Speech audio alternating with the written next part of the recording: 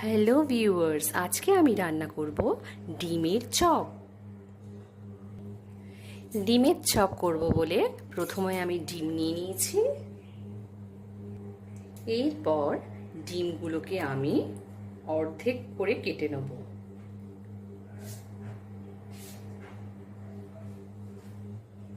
দেখুন, ডিমগুলোকে এরকম আমি অর্ধেক করে কেটে নিয়েছি। এরপর আমি এর মধ্যে সামান্য একটু লবণ ছড়িয়ে দেবো। আমার ডিমের চপ করতে লাগবে আলু সিদ্ধ। দেখুন, আলু আমি নিয়ে নিয়েছি, সিদ্ধ করা আলু।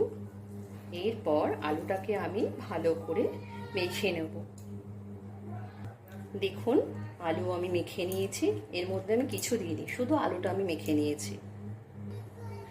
দেখুন, কড়াইতে আমি তেল দিয়ে নিয়েছি। এরপর আমি এতে দেব কুচনো পেঁয়াজ।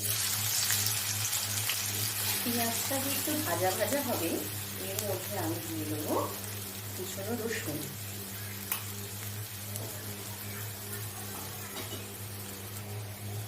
পেঁয়াজ আর রসুন যে একটু ভাজা ভাজা হয়ে আসলে আমি এর মধ্যে দেব কুচনো ক্যাপসিকাম। এরপরে আমি এতে দেব টমেটো কুচি। এরপর আমি এতে 1 চামচ তেল মিশিয়ে নেব।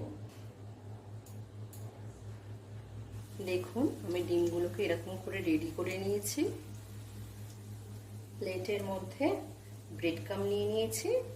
এইবার এই রেডি ডিমগুলোকে আমি ব্রেড ক্রামে ভালো করে মিশিয়ে নেব।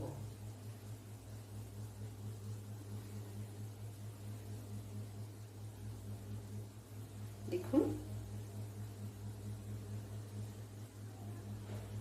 দেখুন ডিমের চপগুলোকে আমি এইভাবে রেডি করে নিয়েছি। এইবার আমি এক একটা ডিমকে গোলার মধ্যে দেব এবং ভাজবো। দেখুন, তেল আমার গরম হয়ে গিয়েছে। এরপর আমি এগুলোকে এই ব্যাটারের মধ্যে কোট করব। কোট করার পরে তেলের মধ্যে আস্তে করে ছেড়ে দেবো।